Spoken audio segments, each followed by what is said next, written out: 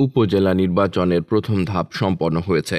প্রথম ধাপে উপজেলা পরিষদগুলোতে চেয়ারম্যান পদে বিএনপির ২৭ জন নির্বাচনে প্রতিদ্বন্দ্বিতা করেছিলেন। এদের মধ্যে ৭ জন বিজয়ী হয়েছেন। বিএনপির একাধিক দায়িত্বশীল সূত্রগুলো বলছে, যারা বিজয়ী হয়েছেন তাদেরকে দলে ফিরিয়ে নিয়ে আসার জন্য নীতি নির্ধারক মহলে আলোচনা চলছে। বিএনপির স্থায়ী কমিটির একজন সদস্য বলেছেন, সবগুলো নির্বাচন শেষ হয়ে যাওয়ার পর বিএনপি সামগ্রিক পরিস্থিতি বিবেচনা করবে। যারা বহিষ্কৃত হয়েছে তাদের মনোভাব যাচাই করবে এবং তারা যদি ক্ষমা প্রার্থনা করে দলে ফিরতে চান তাহলে তাদেরকে ফিরিয়ে আনার ব্যাপারে চিন্তা ভাবনা করা হবে। তবে বিএনপির স্থায়ী কমিটির ওই সদস্য বলেছেন, যারা পরাজিত হয়েছেন তাদের ব্যাপারে বিএনপির নেতিবাচক অবস্থানের কোনো পরিবর্তন হয়নি।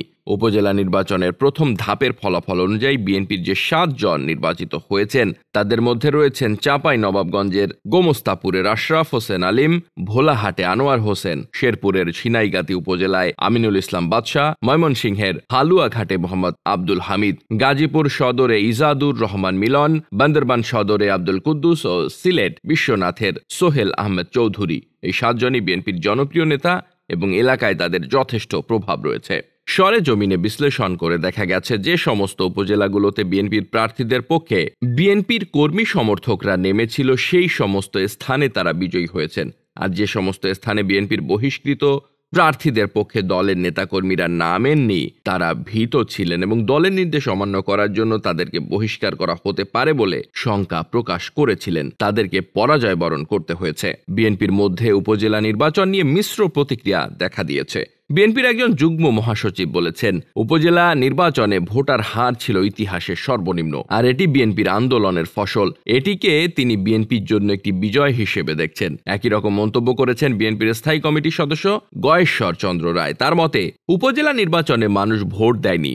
বিএনপি যে ভোট বর্জনের ডাক দিয়েছিল তাতে জনগণ সাড়া দিয়েছিল বলেই বিএনপির এই নেতা মনে করেন। তবে বিএনপির মধ্যে এ নিয়ে ভিন্ন মত রয়েছে। বিএনপির কোনো নেতা বলছেন, বিএনপি এই নির্বাচন বর্জন করা সত্ত্বেও শেষ পর্যন্ত ভোট হয়েছে এবং উপজেলাগুলোতে এখন আওয়ামী লীগের কর্তৃত্ব প্রতিষ্ঠিত হয়েছে।